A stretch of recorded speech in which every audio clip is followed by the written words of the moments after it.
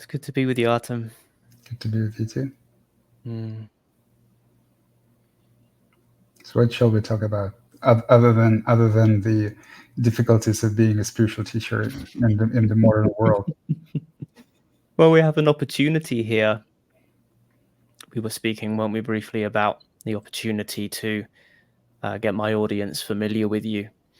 Oh, Managed to grow that, modest but substantial audience of 20,000 there on Twitter, and so there's people there who you took off. Yes, my Twitter audience is still 330 people. Well, I mean, this is the learning curve that I've been on, is how to try to write for that attention marketplace without sacrificing integrity. And it's a fine line. Yes. Fine line. Yeah. I remember coming across the quote, "Sell them what they want so you can give them what they need." Yeah.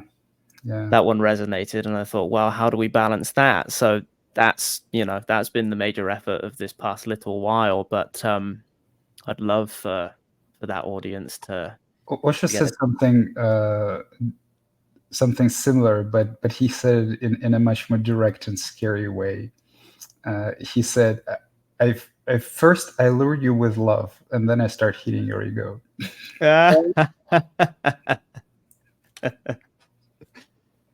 Beautifully direct.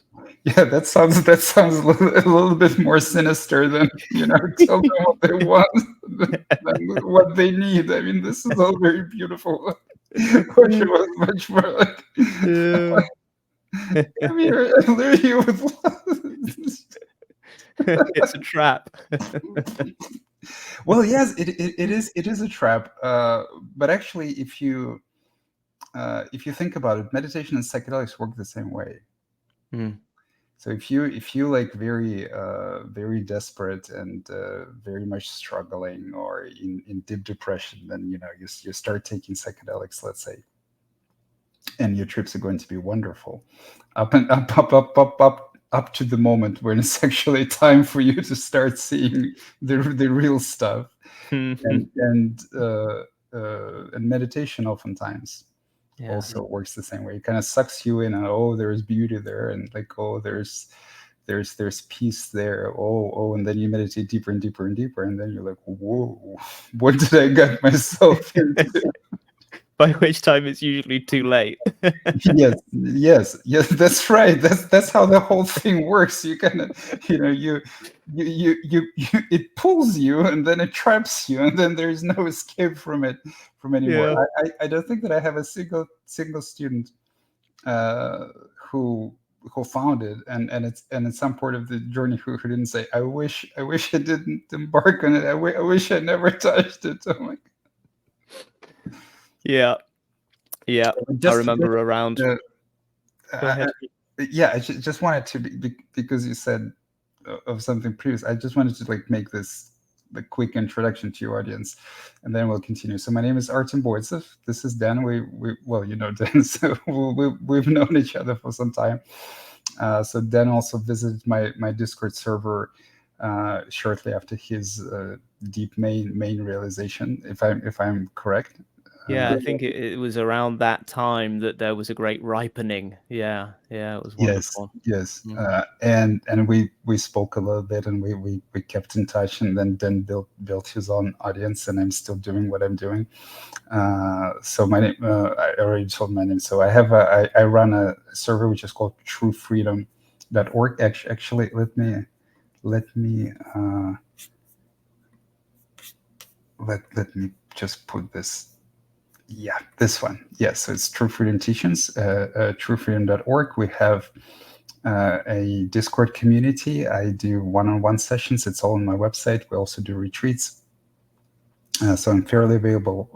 I have a YouTube channel too, and it's all linked from my website. So sorry for that. It's just that. Let's continue. Beautiful. No, it's beautiful. Let's keep writing it. I think what would be beautiful to kind of put out, because if you're happy for me to do so, brother, I'll upload this whole conversation on my YouTube channel. But what would be beautiful as well would be to kind of get some clip type segments as well, if we could, perhaps representing your teaching.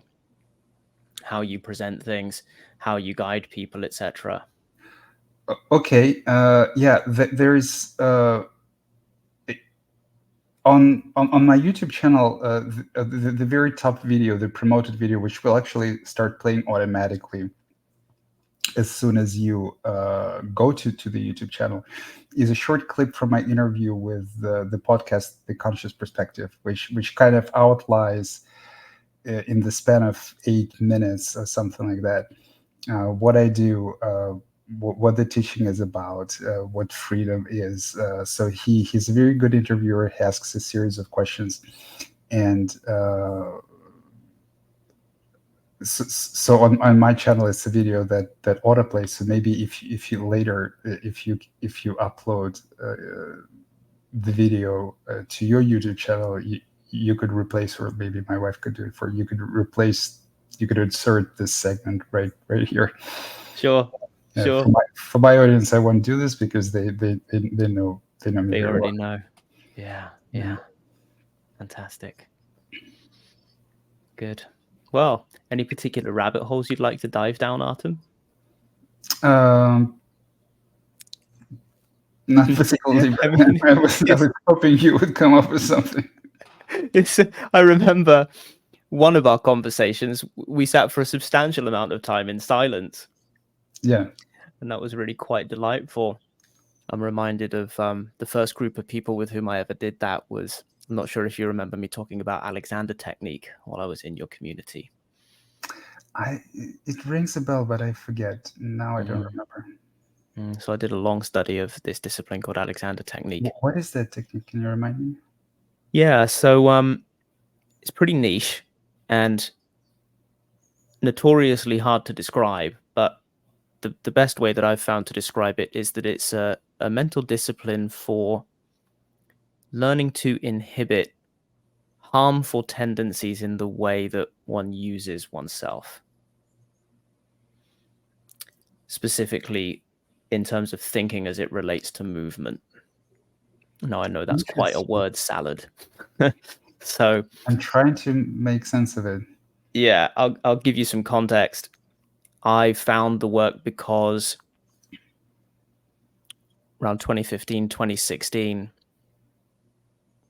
I was suffering chronic pain in my upper back. And I'd held off on getting help for the longest time. You may remember I was a musician in my previous life. And I was operating on the assumption that drummers just have hurty backs. That's how it is. This is my fate. I've sealed it. I'm going to hurt for the rest of my life.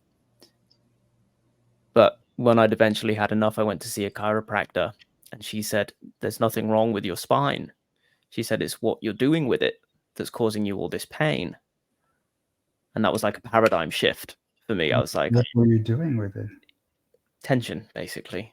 Oh, really? In a word. Yeah, I was so tense that I was in constant physical pain right there between my shoulder blades. And this was just a habitual tension that I developed over time. And what this fella Alexander said was that thinking is caused by movement. Therefore, if we can target the thinking, assuming there's no pathology in the student, right? Yes. Right. And it's a self-created problem. Then if we look at the thinking, then we can essentially pull out a card from the bottom of the house of cards, and that whole pattern of tension in the system collapses. And what's the technique? How does he? So it's really a series of mental disciplines, but there is a hands-on element in the lessons. So I would go and see a teacher, and we would have a short conversation about what was bothering me. And then the teacher would use their hands to effectively communicate to me a different way of being, typically a more relaxed way of being. Oh, so they would work on your body. Yeah. Oh, wow. Yeah. So they would work on the tension directly. Well, no. So no. It gets really interesting. I trained to teach this stuff after I got fascinated with it. And through that deep study, I learned actually what the teacher is working with using their hands is the student's thinking. Specifically, the way the student is thinking about using their body. Can you give So me rather than, yeah, I know, it's weird. Rather yeah, than it's hard to manipulating, grasp. Yeah. yeah, Can you give me an rather example? than manipulating the student directly, right, the teacher would place his hands on me wherever he chose or she chose, and we would essentially be in dialogue, Oh, I see. right? But But I mean, the language is movement. oh, I think I understand. So, oh, okay. I think I understand. So basically, they use their hand uh, to feel the ways in which you move your body in a kind of a maybe forceful, violent, or tense way uh, in accordance to your thinking, and they would use their hands to kind of correct you or relax you or show you a better way of flowing with your body, something like that. Something like that. Yeah, suggest would be a good word. Right. Teacher Yes. would Yes. often suggest a different way of being or a Interesting. different way of doing a particular activity. And the body remembers, because I mean, to me, the biggest concern with this technique would be like how often do you have to do it for the body to actually change its habits, because the body's habits are deeply Mm, entrenched. mm. So in the beginning of a student's journey, they typically will have a nice experience in a lesson and then Mhm. immediately snap back to whatever it was they were doing before. You know, that thinking is so well established. But the lesson then begins to provide evidence Right. to the student, right, of a different way of being. Also, okay, each week I go back and I get to relax and I get to experience what that's like, and that builds up evidence for me over time. Oh, I don't have to do all of that stuff I'm doing with my spine. Oh, I see. So I guess it can be as simple as just a student relaxing on the table in a meditation and the teacher noticing that, like, for example, the shoulder is tense, and then they would be like, touching a shoulder in some specific way, or they would notice that you fidget a little, or something like that. And they would help the student go deeper into the relaxation of the meditation, this kind of very direct physical way, because it may take some student quite a lot of time in meditation practice to start noticing where they tensing up their body Right. when they do it alone. Yeah. Yeah. We're That certainly not a million sounds miles away there. Yeah. that sounds very okay. I think I understand now. That sounds very potentially impactful. Yeah. Yeah. It was huge for me, life changing. Yeah. Wow. Yeah. And this guy Alexander's story is really interesting because, of course, he had no teacher in this stuff. So his problem was he was in Australia at the beginning of the 20th century, and he was reciting Shakespeare for a living, and he was losing his voice. And he exhausted all of his options for therapy until he said to his GP, could it be something I'm doing? As a general practitioner, I think you guys call them an MD in the US, right? Could it be something I'm doing? He said. And the doctor said, you better fucking hope so. That's all you got, right?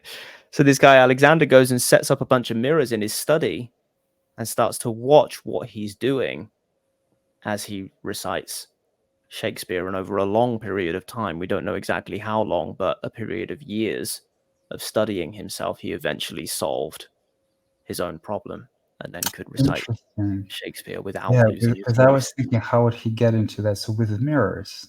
With Interesting. mirrors. Yeah. Yeah. And so Interesting. then he That's started a very teaching. interesting story. Yeah. He started teaching other people who were in a similar desperate situation. You know, I've tried everything. I can't, first it was actors, but then it was dancers.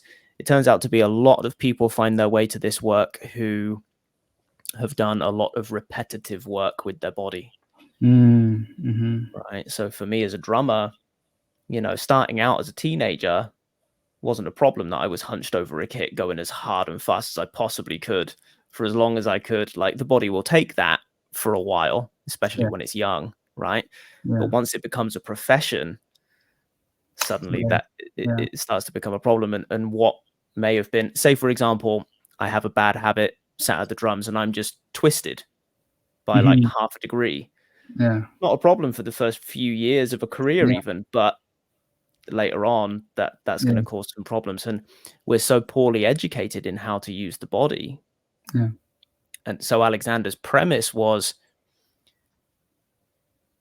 through evolution, we never really had to think about how we were doing things because there was a natural variety in our activities. Right. Yeah. No one sat down at the drums for years every day. Yeah. Yeah. The body is in natural. Yeah. We evolved to do that over millions of years. Yeah, and also the activities would be also a very important point, is that the activities would be exactly what the body is designed to do. Exactly. There would be no like, because like even if you take drums, that's not exactly what the body was designed to do. Right. Far from it, I would say. Yeah. And so we had, for a long time, the organism and its environment changed together, right? So evolution could keep up with the activities. And then all of a sudden civilization hits and it's just the environment is changing. And the activities are very different. Yes. Yeah. So that was his basic premise. That was the problem. He's totally right about that. Yeah. So fascinating work. Really fascinating stuff. Yeah, that's interesting how he came to through the body. That's very interesting. It probably takes some skill to become a good teacher of that technique. Sometimes. They were some of the most skilled teachers I ever met, and as I said, that was the first community in which there was a stillness in conversation that everyone was happy with. And that was so refreshing to me, coming from a world where everyone's just desperate to fill that gap, right? It doesn't matter what the quality of the words are, we're just going to say something, right? Yeah, because it's uncomfortable otherwise. Yeah. But these folks would just think about what they were going to say. It was so refreshing. So refreshing. So was that how you came to spirituality in the first place, through the problems with your back, Alexander technique, and then you got deeper into it? Yeah, so it is the beginning of the story in many ways. I had 20 weeks of lessons in that work, and then I went and attended a summer workshop, which was intensive. It was maybe 8 days I did. And following that workshop, I stopped procrastinating so much across the board. So there's all these mysterious benefits that come of this work. And I would learn later that the reason for that is, in order to do that work, you're having to develop mental discipline in a general sense. When you're working on stopping doing a bunch of stuff that you've been doing for decades, looking deeply into what's going on there, mental discipline is being developed in a general sense. And so these kind of side benefits start to show up. And for me, one of the things I'd been procrastinating on was listening to more Alan Watts. So I went down the Alan Watts rabbit hole. That was, there was like a year or two where I was procrastinating, like just listening to Alan Watts, just like you said. It was well, he's I'm not sure. Communicator. Oh, incredible. One of the finest speakers who ever lived, I would say. But I'm not sure I heard you right there, Artem. I was procrastinating over listening to Alan, not procrastinating while listening to Alan. Yeah, I was meant the latter. Yes, I was right. While listening to, it's like, I would just put him on while I didn't want to do anything, and I would just listen. Right. Yeah. I didn't hear you right. Yeah, but what were you doing instead? If you were so you said that I felt that I should listen to Alan Watts, but I was putting it off. Yeah. Oh, okay. No, I didn't. I didn't. Yeah. I Okay. think I sensed that there was something transformative there Uh-huh. and was maybe afraid, you Hmm. know. I see. So I'd been holding off on that. And then after that summer workshop with the Alexander Technique folks, I just dove right in. Spent about 6 months listening to everything I could find by Alan, and then it was Ram Dass for another 6 months. And then that was when I met our monk friend Dhammarato and started dialogues with him for a number of years. And then I suppose you and I would have met 2019, I Something would like that. guess. And Yeah. yeah, and as we touched upon earlier, that was You were a just great out of ripening. Damarato's hands. Say again. You were just out of Damarato's hands. That's right. Yeah, yeah, and you really helped me to kind of break free of that model, that particular The Buddhism. Yeah, model of you told me I the, gave you a little push out of Buddhism. Yes. yeah, yeah, yeah, which was delightful. So thank you again. mm, mm. So yeah, the Alexander Technique was life-changing, and in many ways the beginning of the story. Throughout that training course, I had this kind of 1-2 punch going of this Alexander Technique work, plus they bundle in a lot of the Western personal development type stuff, plus some educational theory. So I'm working there on the kind of worldly level, developing the mental discipline that's necessary for doing that work, learning a lot about how to be with people. One of the things I'll always remember from the head of training there, who's sadly no longer with us, was he said, "You'll find it easy to teach people who are like you, but we need to train you to teach people who are not like you, so that anyone who comes through the door you can communicate with and teach effectively." So I felt deeply enriched by that course, and in the meantime I'm doing all my meditation and mindfulness practices and reading, listening. It was a transformative time. I think I often forget what it was really like back then. Just had a conversation with a friend who actually I met on that course. She's done a lot of Dharma practice, and she's a greatly accomplished actress. And I wanted to speak to her about her philosophy of acting because I saw the benefit of connecting more with the pain that I used to feel, specifically when being on video, talking about some issue that I used to have for an Instagram story or something, right, for purposes of communication. And I said to her, it's difficult for me to remember what it was really like to kind of inhabit that pain, that suffering.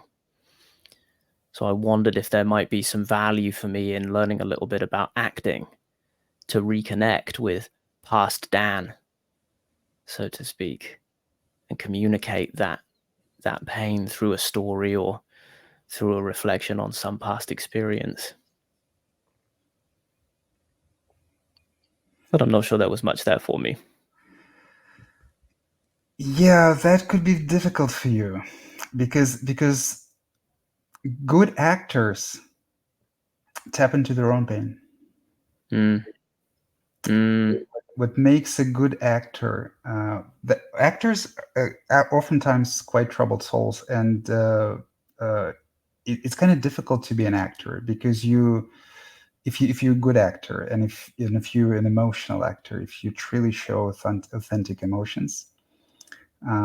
So kind of good actors, they wear masks, but they tap into the same pain. They tap into their own pain. That's what makes them authentic in their expression. It's very difficult to kind of fake anger, for example, or fake Right. grief. So what makes someone a good actor is that they can tap into their own through different masks, through different And that's actually kind of from the spiritual perspective, it's a perilous occupation because you change masks many times, and then you start wondering, well, does this guy that I'm playing in real life, is this also just an act? I mean, the pain is the same, the tears are the same. I experience all of the emotions during my acting, and then during life. I mean, those weren't real. Are those really? Yeah. You can get quite messed up. Like a good example is Jim Carrey. I was So just Jim thinking of Carrey him. awakened some time ago, Yeah. and when he was playing this guy, I forgot his name. I think I know the role you're talking Andy about. I can't think of Hoffman. his name. Andy Hoffman. Yeah, So when yeah. he was playing Andy Hoffman, from what I remember, if I remember correctly, he couldn't leave the role after a while. So he was just so much in the character that he became what he perceived to be him, like an embodiment of him, for some time psychologically. So because you see this, the psyche is very, very fluid, Oh, and all I've of the lost psyche. audio. What's that? Yeah, I can't hear Artem. This has happened a couple of times for me recently. What I usually have to do is just put my AirPods back in the case and get them out Okay. again. Okay.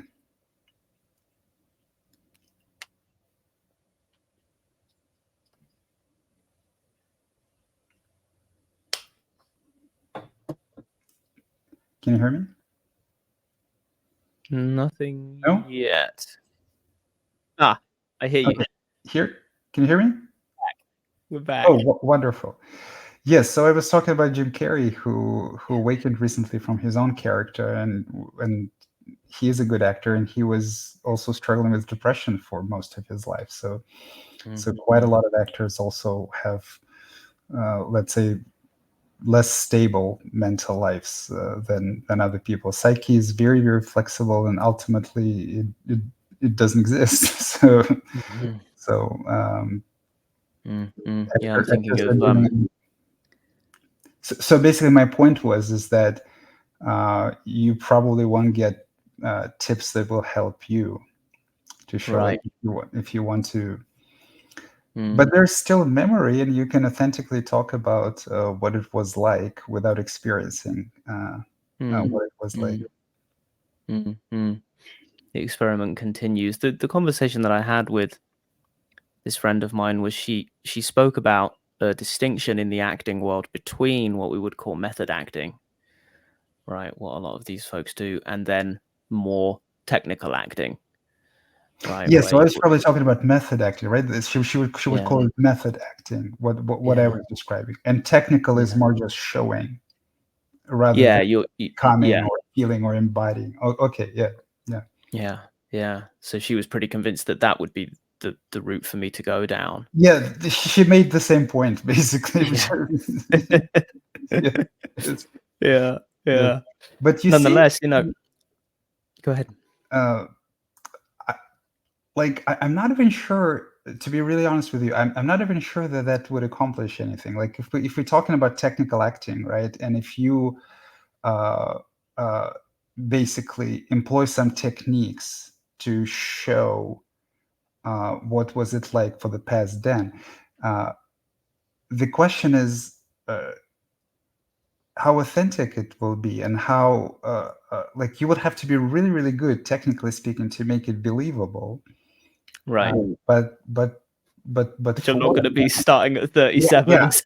yes, I think that the deepest attraction uh, to an authentic teacher, to a deeply realized teacher, the deepest attraction that seekers have is honesty, authenticity. Mm, So what mm, really attracts, yes, there's calmness, yes, there's love, but also behind that, there's deep honesty and deep openness that is mhm, very, very rarely experienced with other human beings. There's mm, truthfulness, you see. So some things, like for example, I get advices, when I get negative reactions from other people, and I do this quite often, especially from other teachers, from some amateur teachers. Like I get advices from people, like the people say, well, you should approach it this way, but but I know that if I do that, it would be inauthentic. I would sort of be pretending.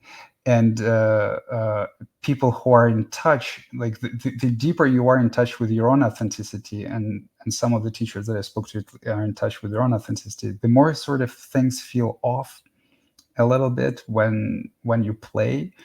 So so I was kind of, my usual response is like, if I try to pull it off, it will come out incongruent. And I think the deeper integrity and honesty and truthfulness is a very big part of what attracts authentic, honest people on the path, or at least people who want to develop and grow in their authenticity and truth and love.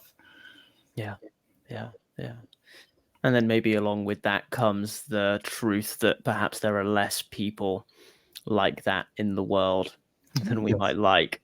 Yes, this is true. So even as we mentioned before, the spiritual industry is kind of small compared to so compared to like some other industries. The whole spiritual world is kind of small. Well, yes, there are like maybe tens of millions of people, but it's still a rather small world.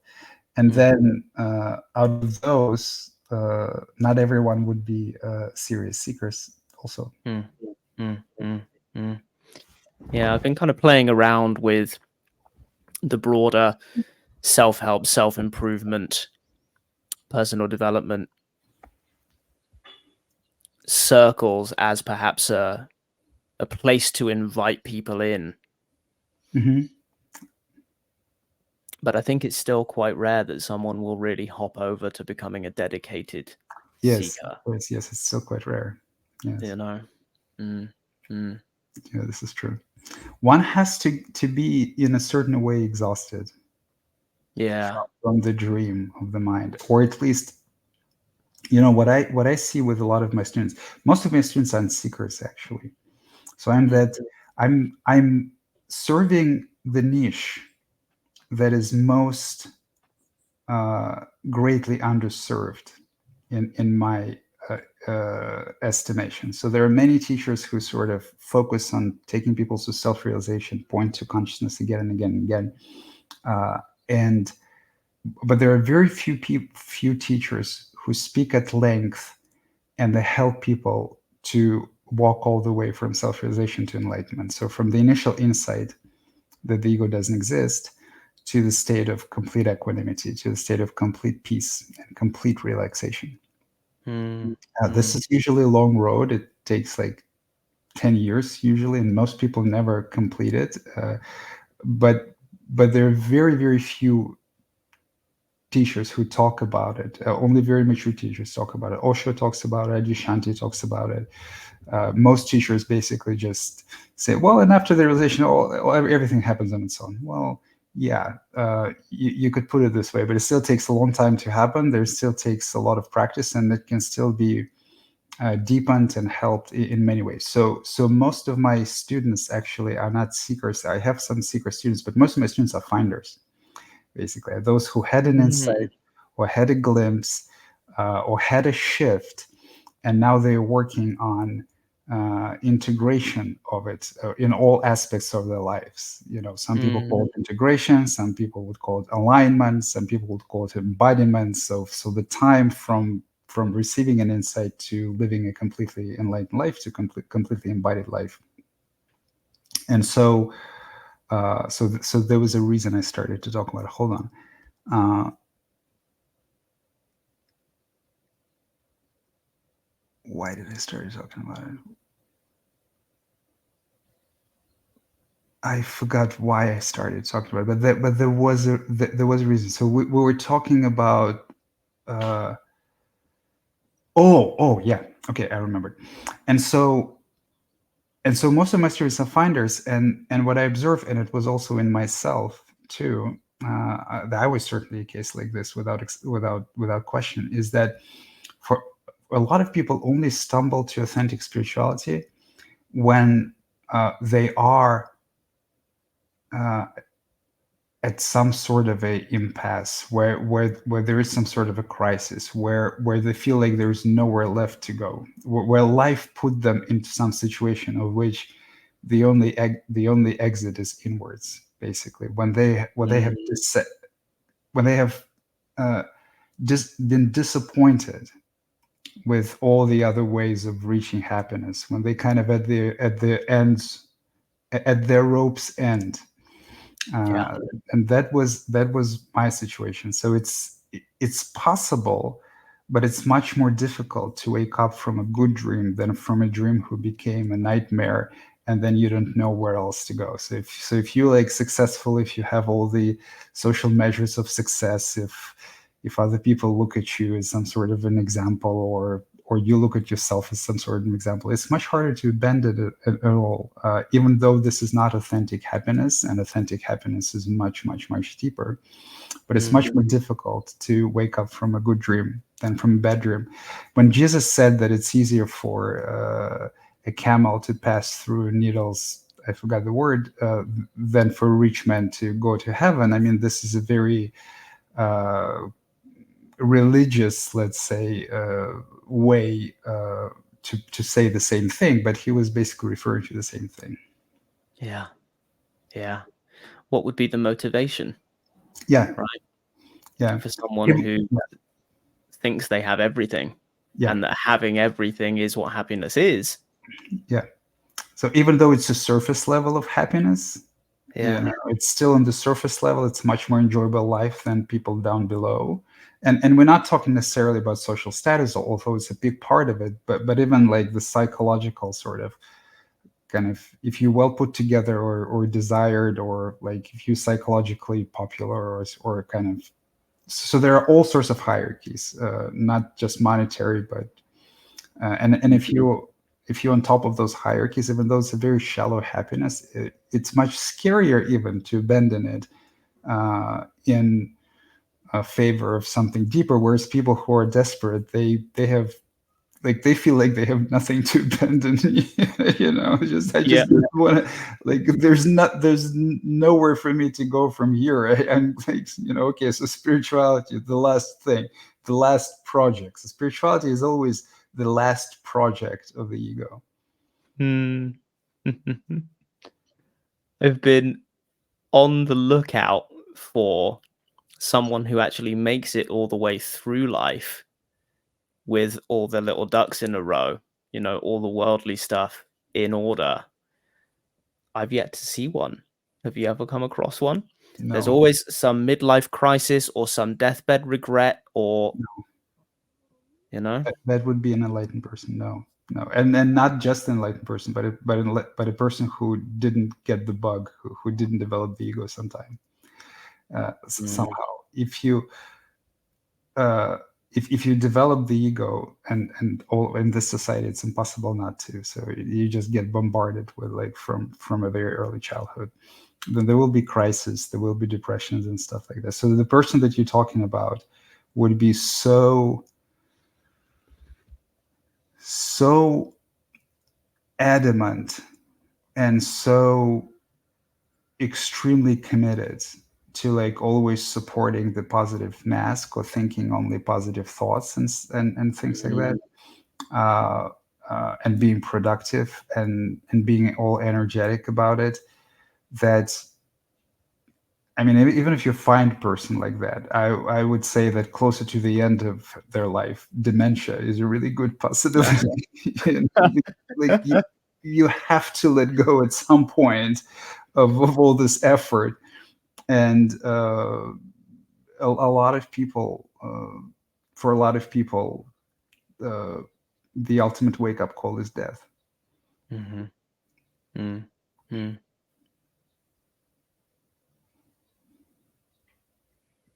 Because then one is faced with that they must let go of everything with the inevitability of it. Yeah.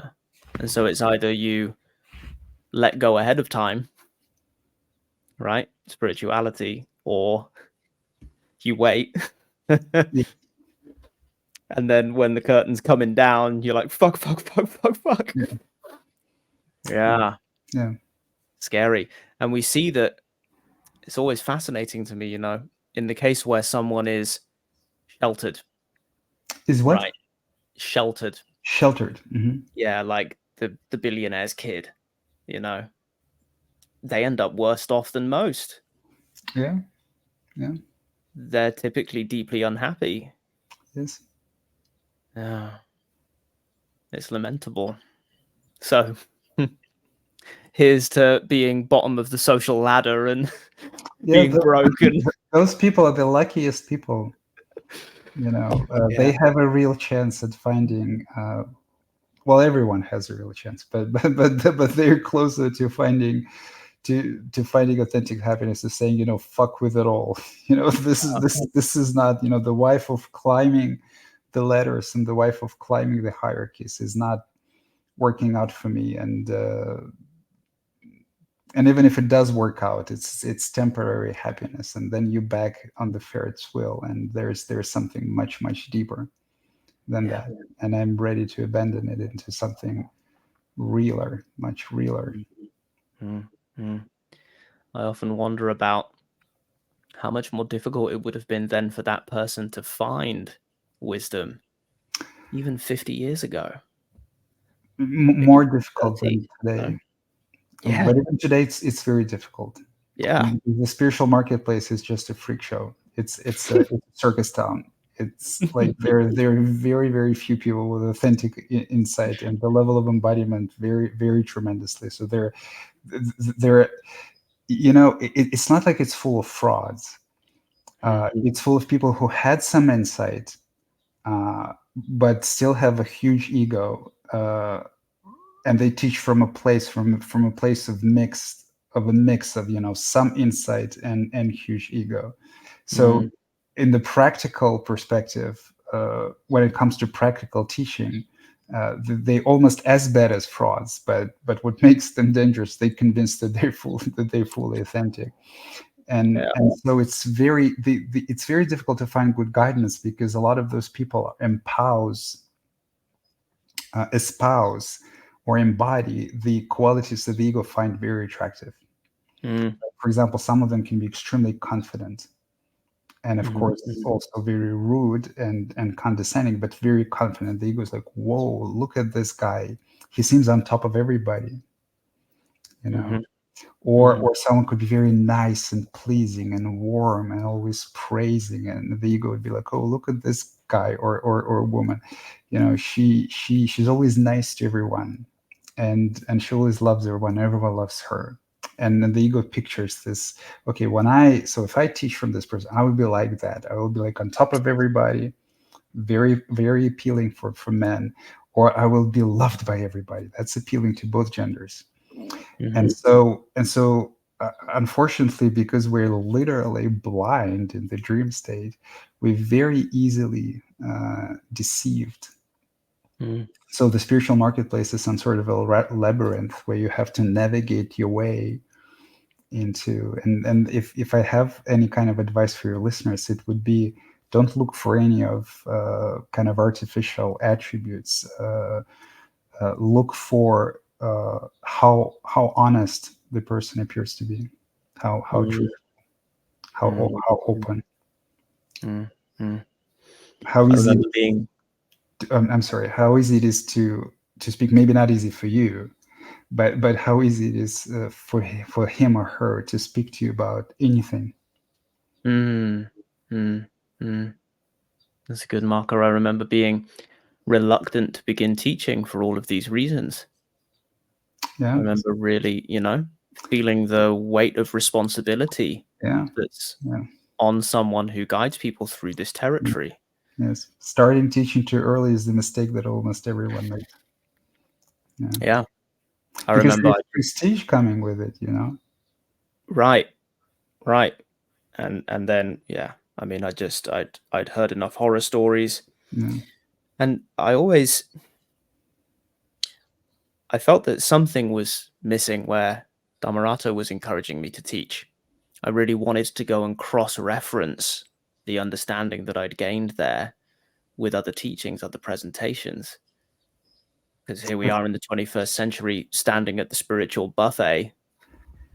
That was extremely wise of you. I applaud you. There are so few people like that, and especially cross-referencing and talking to other teachers. So what I observe again and again and again is that teachers kind of isolate themselves into their little islands, and where most of the people they communicate with are other students. Right. And it's very difficult to see the remaining suffering or ignorance and blind spots when most of the people that you communicate with look up to you. And so teachers actively avoid interacting with, or like not interested to interact with, spend time with in physical presence, or be challenged or discussed by other teachers. And the spirituality are like islands and islands of competitive. It's not supposed to be at all. It's like if you have two authentic teachers, two really deeply realized authentic teachers who teach within a specific spiritual traditions or using specific methods. I'm not even talking about the deepest teachers like Adyashanti who speak outside of any spiritual tradition, but even within spiritual traditions, if they're authentic teachers, if they authentically realize when they come together and they start explaining to each other like what the words mean in their traditions and what the and how and the path and how it kind of all relates and what they do, what the techniques is, what they should be able to understand each other effortlessly. It becomes a linguistic question. Like, okay, maybe there are some disagreements, but there should be no like mutual hatred. Like, I don't want to talk to you. Like, you get out of here. And like, it's pathetic, frankly. I mean, I wish that spirituality was a kind of a more concerted efforts, and unfortunately, it's filled with isolated communities, and quite competitive too. Do you think that's due to how communities typically were isolated back along, and it's only now that we've got this kind of cross-pollination?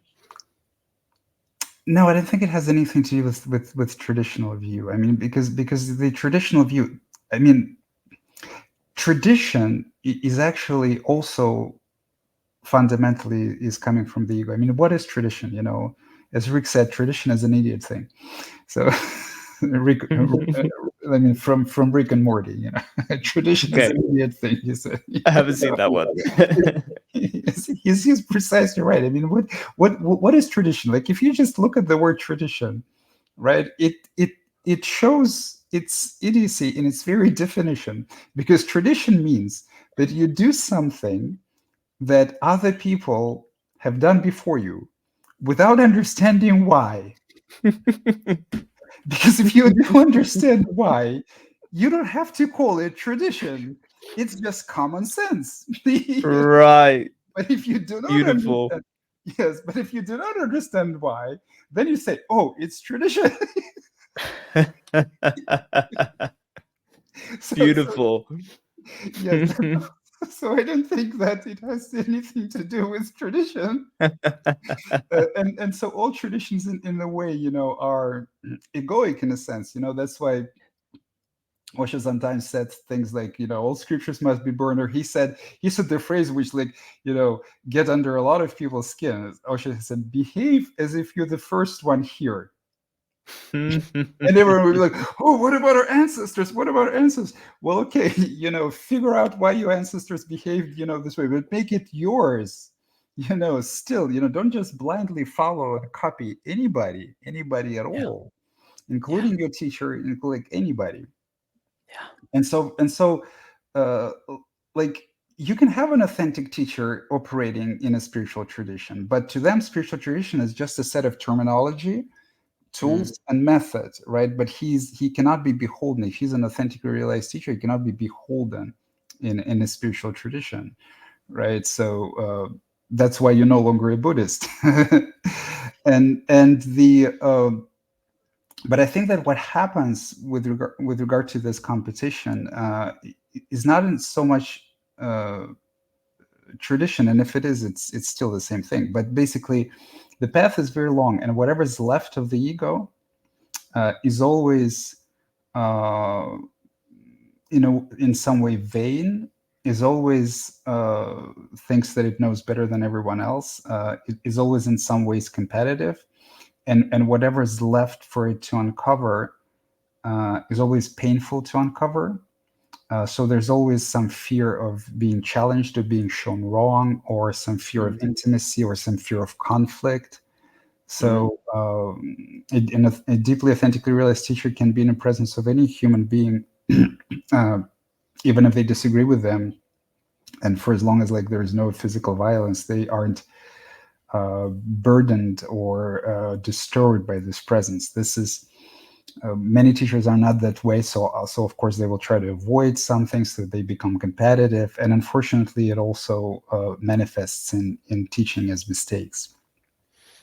So it is a labyrinth, but the good news is, if you're an authentic seeker of truth, then even if you find a teacher who turned out to be less mature, let's say, than you would like, then if you're an authentic seeker of truth and you keep looking within, you keep being a light unto yourself, then sooner or later you will also realize that, and you will find another teacher, or continue your journey elsewhere. So for as long as you are ready and open to learn yourself from any interaction, from any relationship, for as long as you keep looking at yourself and keep investigating yourself, then even a relationship with a let's say a teacher who started teaching too early can be very productive for you. Because you're just there to take whatever wisdom is available, right? Yes, and you will also as you go deeper and deeper, you will also need to learn to stand up to whatever abuse is being hurled at you, right? So just like if you're on the spiritual path, and you're the kind of a person who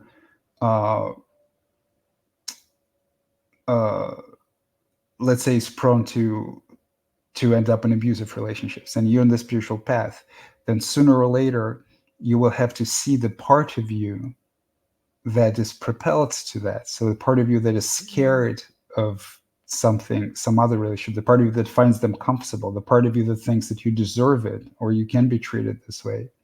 So something very similar happens, like if you're with an immature teacher, or there's some dishonesty going on in their teaching, lack of integrity, lack of maturity, then something very similar will happen as you go deeper and deeper inside of you, possibly with the help of this very teacher. So possibly, and taking the wisdom that he has to offer. So it's a combination, and but you will also start seeing the ways in which you need to grow yourself, and sometimes it happens, and sometimes students overgrow their teachers and leave their teachers and find other teachers, and then ultimately you end up in the land of no teacher, where either there is no teacher. You can describe it in many ways. You can say there is no teacher, you can say yourself is your teacher, or you can say every human being that you interact with becomes your teacher, or you can say reality becomes your teacher. Beautiful. Beautiful. Eloquently described, as always, brother. Thank you, my friend. Thank you. Well, this seems like a natural place to close, Artem. All right. Well, this has been delightful. Thank you for the conversation. I really enjoyed it. I'm very happy. I'm happy for you that you got married and you found a partner whom you truly love. So say hi to your wife.